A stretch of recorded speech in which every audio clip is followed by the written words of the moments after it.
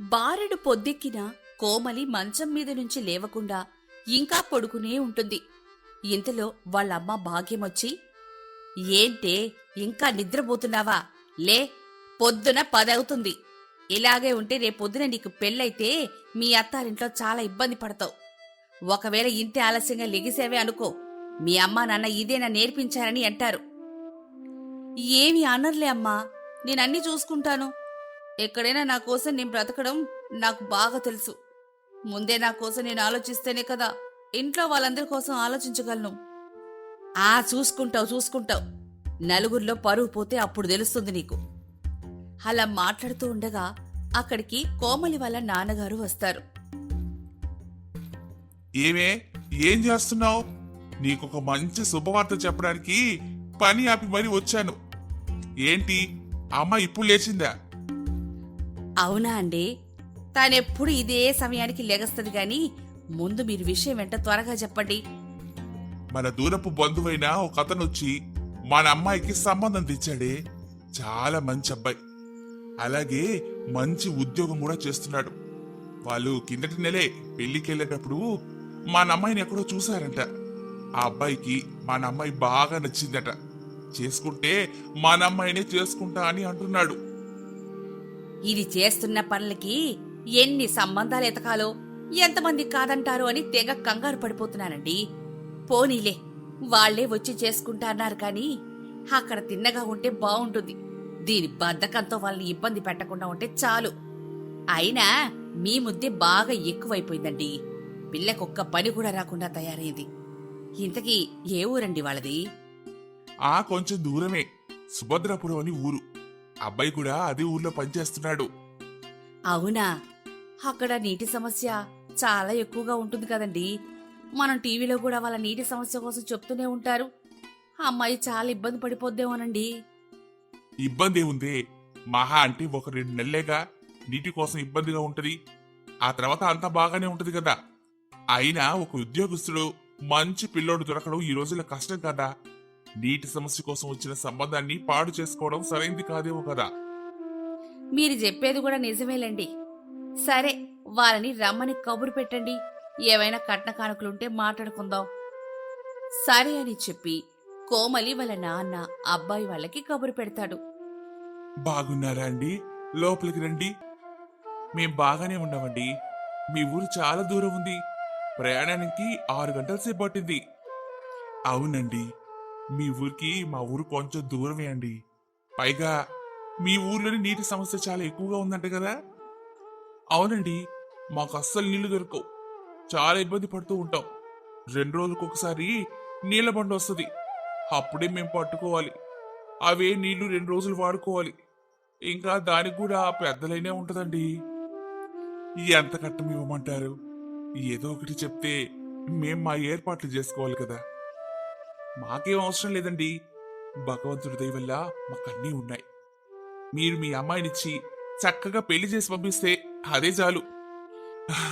చాలా చాలా ధన్యవాదాలండి.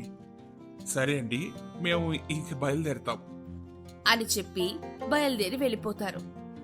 వాళ్ళు వెళ్ళిన తర్వాత భాగ్యం కోమల్ని పిలిచి ఇలా అంటుంది. చూశావా, వాళ్ళు ఎంత మంచివాళ్ళో. నీ తెలివితేటలు చూపించి వాళ్ళని ఇబ్బంది పెట్టకు, లేదంటే మన ఇంటి పరువు గంగలో కలిసిపోతుంది. కొంచెం అత్తవారింట్లైనా జాగ్రత్తగా ఉండడం నేర్చుకోమ్మా. నాకు ఎదురు సమాధానం చెప్పినట్లు వాళ్ళకు కూడా చెప్పకు. ఈ రోజు నుంచి కొంచెం పని మరియు వంట నేర్చుకో, అర్థమైందా? ఏంటమ్మా, వాళ్ళు ఇలా వెళ్ళగానే వెంటనే నా మీద సుప్రభాతాలు చదవడం ప్రారంభించావా? పోనీలే, మంచి సంబంధం వచ్చిందని ఆనందం ఒక్క క్షణం కూడా ఉండనివ్వడం లేదేంటి? ఏంటమ్మా నువ్వు అమ్మ కన్నా అత్తలాగా ఎక్కువగా సాధిస్తున్నావు నన్ను. నువ్వు చేసిన పనులకి, నువ్వన్న మాటలకి చిన్నపిల్లలా ఎత్తుకొని తిరుగుతారా మరి? నోరు మూసుకొని చెప్పిన పని చెయ్యి. సరే అమ్మా, చేస్తాను. కాని కట్నం అయితే వాళ్ళు వద్దన్నారు కదా. వాళ్ళ ఊళ్ళో నీటి సమస్య అయితే చాలా ఎక్కువగా ఉందన్నారు కదా. నాకెళ్ళేటప్పుడు ఒక డ్రమ్ము కొనేసివ్వమ్మా. నేను అందులో నీళ్లు పట్టుకొని వాడుకోవడానికి పనికొస్తుంది. సరేలేమ్మా, ఇస్తాను. అయినా హఠాత్తుగా నీకు ఇన్ని తెలివితేటలు, అలాగే మీ ఇంటి కోసం ఇన్ని ఆలోచనలు ఎలా వచ్చాయే? ఏంటమ్మా, ఆలోచించినా తప్పే అంటావు. ఆలోచించకపోయినా తప్పే అంటావు. సరే సరే, ఎల్లి పని చూడు. అలా కొద్ది రోజులు గడిచాక ఒక మంచి ముహూర్తం చూసి రాము మరియు కోమలికి వివాహం చేస్తారు. అమ్మా కోమలి, ఇల్లు నీకు బాగా నచ్చిందా? ఈరోజు నీకు మన ఇంట్లో మొదటి రోజు కదమ్మా. మొదటిసారి వంటగదిలోకి వెళ్తున్నావు. ఏదైనా మంచి స్వీట్ వండి పెట్టమ్మా. సరే అత్తయ్య, చేస్తాను. ఇంతకీ మా అమ్మ వాళ్ళు పంపించిన డ్రమ్ ఎక్కడుంది? పక్కన స్టోర్ రూమ్ లో పెట్టించానమ్మా. కానీ నువ్వేంటమ్మా అత్తారింటికి వస్తూ వాటర్ డ్రమ్ముని పట్టుకొచ్చావు? ఇక్కడ వాటర్ సమస్య ఎక్కువగా ఉంది కదత్తయ్య. నాకు కొంచెం నీరు ఎక్కువగా వాడడం అలవాటు. అందుకే డ్రమ్ పట్టుకొని వచ్చాను. వాటర్ వచ్చేటప్పుడు దాన్ని నింపుగా పట్టేసుకుంటాను. మన ఇంట్లో డ్రమ్ములున్నాయి కదమ్మా, సరిపోతాయి. అయినా వాటర్ పెట్టడానికి మీ ఇంటి నుంచి డ్రమ్ తీసుకొని రావాలా ఇంత ప్రయాణం చేసి? రత్నం, ఈరోజు కొలాయి వచ్చింది, రా నీళ్లు పట్టుకుందాం, లేకపోతే మళ్ళీ అయిపోతాయి. రత్నం తొందరగా వెళ్లి నీళ్లు పట్టడం మొదలు పెడుతుంది. కొత్త కోడలు కూడా తన కొత్త డ్రమ్ముల్లో నీళ్లు పడుతుంది. అమ్మయ్యా, డ్రమ్ము నింపుగా నీళ్లు దొరికాయి నాకు. 2 రోజుల వరకు నీటి సమస్య ఉండదు. స్నానం చేయడం అలవాటు కదా. అలా ఒక రోజు గడిచాక ఇంట్లో చుట్టాలు ఉండడం వల్ల నీళ్ళన్నీ అయిపోతాయి. సుబ్రహ్మణ్యమేమో, అయ్యో నీళ్ళైపోయాయి, ఇప్పుడెలా? మరలా రేపటి వరకు నీళ్లు రావు. ఈ రోజంతా ఎలా గడుస్తుంది? పోనీ పక్కింటి వాళ్ళకెళ్ళి అడగనా రత్నం? ఏం అవసరం లేదండి. కోడలు కూడా డ్రమ్ము నింపుగా నీళ్లు పట్టింది కదా, అందులో మనం వాడుకుందాంలేండి. ఈ విషయం విని కోమలి, అత్తయ్య గారు, నేను నా కన్నవారింటి నుంచి ఈ డ్రమ్ ఎందుకు తెచ్చానో తెలుసా? నాకు నీళ్లు వాడకం ఎక్కువ. ఈ డ్రమ్ములో ఉన్న నీళ్ళన్నీ నావి, నేను పట్టుకున్నాను. ఇది ఎవరు వాడినా నాకు అస్సలు నచ్చదు. ఈ డ్రమ్ములో నీళ్లు కేవలం నా కోసమే వాడతాను. మీకు కావాలంటే వేరే ఏదైనా ఏర్పాటు చేసుకోండి. అదేంటమ్మా అలా అంటావు? మనందరం ఒకే ఇంట్లో ఉంటున్నాము. కలిసిమెలిసి అన్ని పనులు సర్దుకుంటూ వెళ్ళిపోవాలని నీది నాది అనుకుంటే ఎలా అమ్మా? రత్నం మరెందుకులే ఈ పిల్లతో గొడవ అని కాముగా ఉండిపోయి సాయంత్రం కొడుకొచ్చాక చెప్తుంది. ఏంట్రా, మీ ఆవిడ అప్పుడే నాది నీది అంటోంది. వచ్చిన 2వ రోజే ఇలా మాట్లాడడం ఎంతవరకు సరైంది? నువ్వైనా చెప్పు. అవునా అమ్మా, కోమలి ఎలా మాట్లాడిందా? ఇప్పుడే తనతో మాట్లాడతాను, మీరు కంగారు పడకండమ్మా. సరే అని చెప్పి రత్నం తన పని తాను చేసుకుంటూ ఉంటుంది. రాము లోపలికి వెళ్లి కోమలితో మాట్లాడతాడు. ఏంటి, మనందరం కలిసిమెలిసి ఉంటున్నాం కదా, ఇదెంతవరకు న్యాయం చెప్పు? నీతో ఈ విషయం పైన రేపు మాట్లాడతాను. నాకిప్పుడు చాలా నిద్రొస్తుంది, నేను నిద్రపోతాను. పొద్దున్న చాలా ఆలస్యంగా నిద్రలేచి వస్తుంది. ఇంతలో రాము తన పనిలో కూడా వెళ్ళిపోతాడు. ఏంటమ్మా ఇంత ఆలస్యంగా లేచావు? కొత్త కోడలు ఇంతవరకు పడుకోవడం సరైంది కాదమ్మా. చుట్టుప్రక్కల వాళ్ళు చూస్తే ఏమనుకుంటారు? ఏంటత్తయ్యా నా మీద పెత్తనం చేస్తున్నారు? అయినా నా భర్త సంపాదిస్తున్నాడు, నేను కూర్చొని తింటాను. అడగడానికి మీరెవరు? అయినా మీకు ఇంట్లో ఉండే హక్కే లేదు. ఎందుకంటే మావయ్య గారు ఏది సంపాదించడం మానేశారు. ఇంట్లోనే కూర్చొని ఇద్దరు తింటున్నారు. నిజం చెప్పాలంటే నా భర్త సంపాదన పైన నాకే హక్కు ఉంటుంది. మీకు హక్కు ఎలా వస్తుంది చెప్పండి? మీకు వీలుంటే వెళ్ళిపోవడం మంచిది. నా ఇల్లు ఎలా సర్దుకోవాలో నాకు బాగా తెలుసు. కోమలి అనే మాటలకి వాళ్ళ అత్తగారు చాలా బాధపడుతూ ఉంటారు. వెంటనే భాగ్యంకి ఫోన్ చేసి ఇక్కడ జరిగిందంతా వివరిస్తారు. భాగ్యం కోమలికి ఎలా అయినా బుద్ధి చెప్పాలని వెంటనే ఫోన్ చేస్తుంది. నేను మీ నాన్నమ్మని ఇంట్లో నుంచి బయటికి పంపించేస్తున్నాను. మంచం మీద ఉంటూ కూడా నన్ను చాలా సాధిస్తుంది. నా వలన కావడం లేదు. ఈరోజే మీ నాన్నమ్మని ఇంట్లో నుంచి బయటకు గెంటేస్తున్నాను. ఈ విషయం తెలిసిన వెంటనే కోమలి ఫోన్ పెట్టేసి తన అమ్మ ఇంటికి వెళ్ళిపోతుంది. ఏంటమ్మా ఏం మాట్లాడుతున్నావు? ఈ వయసులో నానమ్మ ఎక్కడికెళ్తుంది? బయటికి పంపించేస్తానంటున్నావు. ఏం చేయమంటావో ఏవో, అసలు దాని కింద చేయలేకపోతున్నాను. అయినా నా భర్త తెచ్చింది నేను తింటాను గాని ఆవిడికి పెట్టాలని ఎక్కడైనా రాసుందా ఏంటి? అయినా నీకు మా అందరి మీద పెత్తనం ఎక్కువైపోతోంది. ప్రతిసారి మా మీద అరుస్తూనే ఉంటావు. అయినా నువ్వు మధ్యలో వచ్చావు. కావాలంటే నువ్వే వెళ్ళిపో. మా నాన్నమ్మ మా నాన్న ఇక్కడే ఉంటారు. వాళ్లకు ఈ ఇంటి మీద హక్కుంది, నీకైతే లేదు కదా. ఇప్పుడు అర్థమైందా?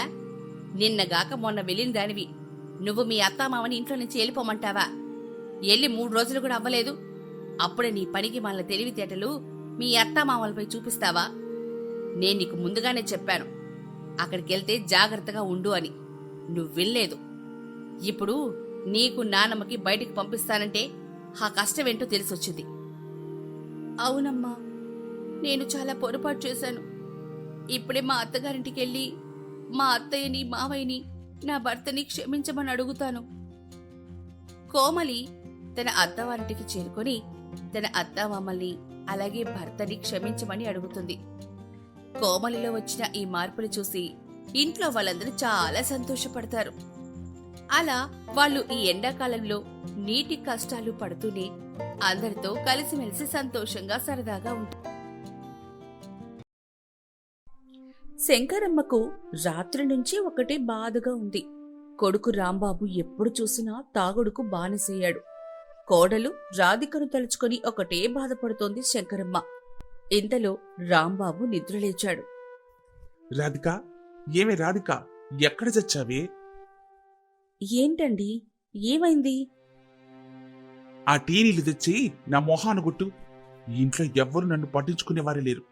బొత్తిగా బాధ్యత లేకుండా పోయింది. ఏంటి అమ్మా అలా చూస్తున్నావు? నేను దొంగను కానీ నీ కొడుకుని. రాంబాబు అలా మాట్లాడేసరికి శంకరమ్మకు కోపం తన్నుకొస్తుంది. ఇక ఆలస్యం చేయకుండా శంకరాన్ని లాగిపెట్టి ఒక్కటిస్తుంది. కొంచెమైనా బుద్ధుండాలి వెధవ. రాత్రిలేమో తాగేసి ఇంటికి రావడం, పొద్దున్నే పెళ్ళాన్ని తిట్టడం, ఇదే నీ పనైపోయింది. నీది ఒక బ్రతికేనట్రా? కాస్తైనా జాలి కలగలేదా నీకు నీ భార్యను చూస్తే? పాపం, అది ఇంట్లో శాకిరి చేస్తూనే నీ దగ్గర దెబ్బలు తింటోంది. నీలాంటి తాగుబోతోన్ని కట్టుకొని ఏనాడైనా అది సుఖపడిందట్రా? ఇకనైనా మారురా. నువ్వు చెప్పావు కాబట్టి ఇప్పుడే మారిపోతున్నా అమ్మా, ఇప్పుడే మారిపోతాను. స్నానం చేసి టిఫిన్లు చేశాక కాస్త పౌడర్ కొట్టుకుని ముఖాన్ని అందంగా మార్చుకొని బుద్ధిమంతులాగా మారిపోతాను. నిజమమ్మా, నీ మీదొట్టు. చిచి, కుక్కతోక వంకరలాగా నీ బుద్ధి నువ్వు ఎక్కడ మార్చుకున్నావని. అమ్మా రాధిక, ఈ వెధవకు రాత్రి మిగిలిన అన్నం పడే అమ్మా, తిని వీధి మీద పడతాడు. అలాగే అత్తయ్య. అలా రాధిక రాత్రి మిగిలిన అన్నం తీసుకొచ్చి తన భర్త ముందు పెడుతుంది. ఇక ఆలస్యం చేయకుండా ఆ అన్నాన్ని లొట్టలేసుకుంటూ తింటాడు రాంబాబు. తన కొడుకును చూసి బాధతో కన్నీళ్లు పెట్టుకుంటుంది శంకరమ్మ. అది చూసి రాంబాబు, ఏంటమ్మా, ఏం జరిగింది నా కన్నీళ్లు? నేను అన్నం తింటే నీ కన్నీళ్ళు వస్తున్నాయేంటి? ఉల్లిపాయ ఏమైనా తిరుగుతున్నావా ఏంటి? లేక కళ్ళల్లో ఏదైనా పడిందా? చెప్పమ్మా. ఏవండి, ఇక చాలా ఆపండి. పాపమత్తయ్య మీ ప్రవర్తనకు కన్నీళ్లు పెట్టుకుంటోంది. నిన్ను కట్టుకున్న పాపానికి ఈ కర్మ నేను అనుభవించాల్సిందే. మీకు కొంచెమైనా జాలి దయ ఉందా చెప్పండి. లేవే, అవి లేవు. నా దగ్గర అవి లేవని చెప్తున్నాను కదా. కావాలంటే రేపు ఉదయాన్నే ఆ మార్వాడి అంగడికి వెళ్ళి 6 కిలోల జాలి, 3 లీటర్ల దయ తీసుకొస్తాను. అప్పుడు అడగవి ఇస్తాను. ఇప్పుడు ఉందా ఉందా అని అడిగితే లేనిది ఎలా ఇవ్వగలను చెప్పు? రాంబాబు అలా మాట్లాడుతూ ఉంటే శంకరమ్మ రాధిక కోపంగా చూస్తూ ఉండిపోతారు. అమ్మా రాధిక, ఈ పాపిష్టోడికి ఇంకా మొత్తు దిగలేదు గాని నువ్వు వదిలేయమ్మా, మన పని మనం చూసుకుందాం పదా. అలా శంకరమ్మ రాధికలు సంచి తీసుకుని మామిడికాయలు కోసే పనికి బయలుదేరతారు. కూలీల యజమాని ఉత్తమ్ అక్కడికొచ్చి అందర్నీ చూస్తూ చూస్తూ శంకరమ్మ వైపు కోపంగా చూస్తాడు. ఇదిగో శంకరమ్మ, నిన్న నువ్వు తక్కువగానే కాయలు కోసావు. అలా అయితే కష్టం. రోజు 10 బస్తాల మామిడికాయలు కొయ్యాలి. అలా అయితేనే కూలి డబ్బులు ఇస్తాను. అయ్యా, నిన్న కాస్త ఒంట్లో నలతగా ఉంటేనూ పని సరిగా చెయ్యలేకపోయానయ్యా. ఈరోజు అలా జరగదు. నా కోడలు కూడా పనికొచ్చింది. ఇద్దరం 20 బస్తాల మామిడికాయలు కోస్తాం. సరే, జాగ్రత్తగా పని చేసుకోండి. మీరు ఇబ్బంది పడకూడదు, నాకు సమస్య రాకూడదు, అంతే. అలాగేనయ్యా. అలా అత్తాకోడలిద్దరూ మామిడికాయలు కోసే పనిని మొదలు పెడతారు. పని చేస్తూ చేస్తూ ఉంటే శంకరమ్మకు కొంత ఇబ్బందిగా ఉంటుంది, నీరసంగా అనిపిస్తుంది. అందుకే సరిగా పని చేయలేకపోతుంది. అమ్మా రాధిక, రాధిక, నాకు కళ్ళు తిరుగుతున్నట్లు అవుతోందమ్మా. ఏం చెయ్యాలో అర్థం కావడం లేదు. అయ్యో అత్తయ్య, మీరెలా కూర్చోండి, కాస్త మంచినీళ్ళు తాగండి. రాధిక ఇచ్చిన మంచినీళ్లు తాగాక శంకరమ్మకు కాస్త కుదుట పడుతుంది. మీ పరిస్థితి చూస్తే బాలేదత్తయ్య. ఆయన చూస్తే బొత్తిగా చెడిపోయాడు. పాపం, మన కష్టం ఎవరికీ రాకూడదత్తయ్య. ఇవాల్టికి నేను పని చేస్తానమ్మా. 10 బస్తాలు నింపకపోతే ఆ యజమాని ఊరికే ఉండడు. అది నేను చూసుకుంటానులే అత్తయ్య, మీరలా కూర్చుండండి అంటూ రాధిక చాలా కష్టపడుతుంది. తన అత్త పనిని కూడా తానే చేస్తుంది. సాయంత్రం అయ్యేసరికి రాధిక పూర్తిగా అలసిపోతుంది. అతి కష్టం మీద తన అత్త బస్తాలు కూడా పూర్తి చేస్తుంది. పర్వాలేదే, ఈ రోజు కరెక్ట్ గానే పని చేశారు. సంతోషం. రోజు ఇలానే చేస్తే బాగుంటుంది. ఇదిగో తీసుకోండి మీ కూలి డబ్బులు. చాలా సంతోషం అయ్యా. అలాగే అందరూ 10 మామిడికాయలు ఇంటికి తీసుకెళ్ళండి. ఈ నెల నాకు మంచి లాభం వచ్చిందిలే, అందుకే మీ అందరికీ కానుకగా 10 మామిడికాయలు ఇస్తున్నాను. ఏమా రాధిక, తీసుకెళ్ళు. అలాగేనయ్యా. అలా అత్తాకోడళ్ళు ఇద్దరు కలిసి తమ వాటా మామిడికాయలను ఇంటికి తెచ్చుకుంటారు. వచ్చిన కూలి డబ్బులతో ఇంటికి కావలసిన సరుకులు కొంటారు. ఇక మిగిలిన డబ్బులను వంటగదిలోని పోపుల డబ్బాలో దాచిపెడుతుంది రాధిక. అయితే ఉదయం చూసేసరికి ఆ డబ్బులుండవు. ప్రతిసారిలాగే అప్పుడు కూడా ఆ డబ్బులను రాంబాబే తీసుకున్నాడని తేలిపోతుంది. శంకరమ్మకు రాధికకు కోపమైతే ఆగదు. ఇలా ఆడవాళ్ళు సంపాదించిన డబ్బులతో తప్పతాగి ఇంటికొచ్చావే, నీది ఒక బ్రతికేనా? ఇలాంటి బ్రతుక్కన్నా చావడం మేలు కదా. చిచి! ఇదిగో రాధిక, నేను చావను. నేను చేస్తే ఆ వైన్ షాప్ ఓనర్ ఎలా బతుకుతాడు చెప్పు? పాపం, వాడి కోసమైనా నేను బ్రతకాలి. నిన్ను కన్న పాపానికి నేను అనుభవిస్తున్నానురా. నువ్వు ఈ జన్మలో మారవురా. అమ్మ రాధిక, వాడి సంగతి వదిలే, మనం బయలుదేరదాం పదా. మధ్యాహ్నం తినడానికి ఏదైనా చేశావా? చేశానత్తయ్య. అన్నంతో పాటు మసాలా మామిడి సిద్ధం చేశానత్తయ్య. మసాలా మావిడా? కొత్తగా ఉందే.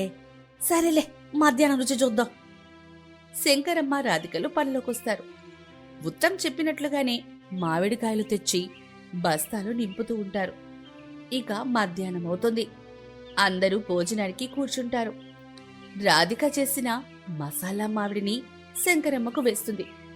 అన్నంలోకి ఆ మసాలా మామిడి అద్దిరిపోతుంది. ఆహా, అద్భుతంగా ఉందమ్మా. ఇంత బాగా చేశావే, కొత్తగా ఉంది. రుచి మాత్రం అదిరిపోయింది రాధిక.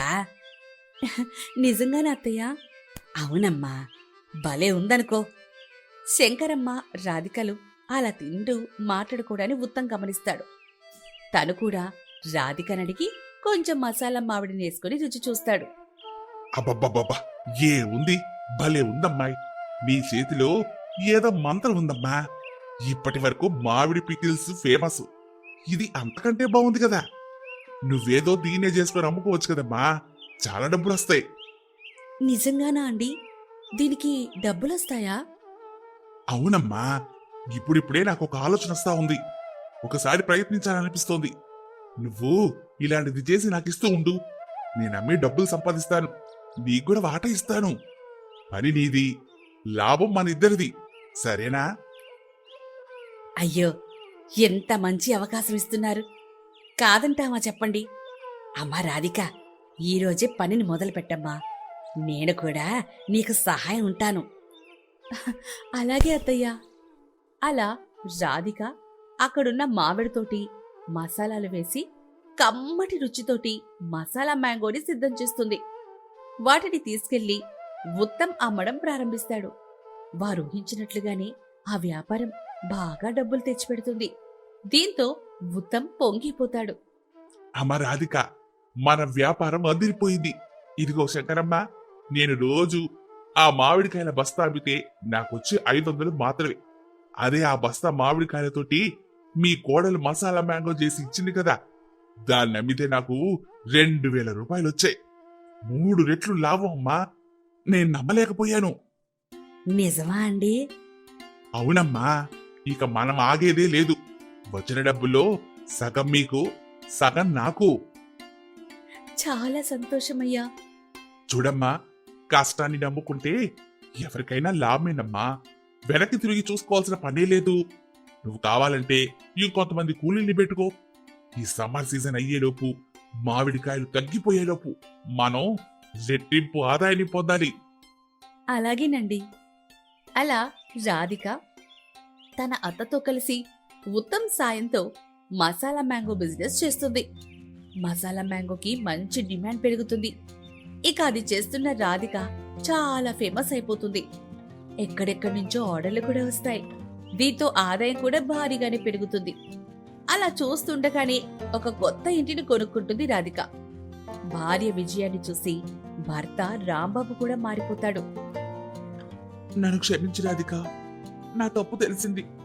ఇకపై నేను ఇలా నిర్లక్ష్యంగా బద్ధకంగా బతుకను. నీతో పాటి పని చేస్తాను. ఆలస్యమైనా మంచి నిర్ణయమే తీసుకున్నావు బాబు. ఇక్కడైనా నువ్వు బాగుపడతావని నమ్మకం వచ్చింది. చాలా సంతోషమండి. ఏ భార్యకైనా ఇంతకు మించింది ఇంకేముంటుంది చెప్పండి. అలా రాధికమ్మ, శంకరమ్మలతో పాటు రాంబాబు కూడా కలిసి మసాలా మ్యాంగో బిజినెస్ ని బాగా డెవలప్ చేస్తారు. ఉత్తమ్కు మంచి ఆదాయం వస్తుంది. వచ్చిన డబ్బుల్లో సగం రాధికకు ఇస్తూ ఉంటాడు. అలా కోడలి మసాలా మ్యాంగో బిజినెస్ అద్భుతంగా సాగుతూ ఎంతో మందికి ఉపాధి కల్పిస్తుంది.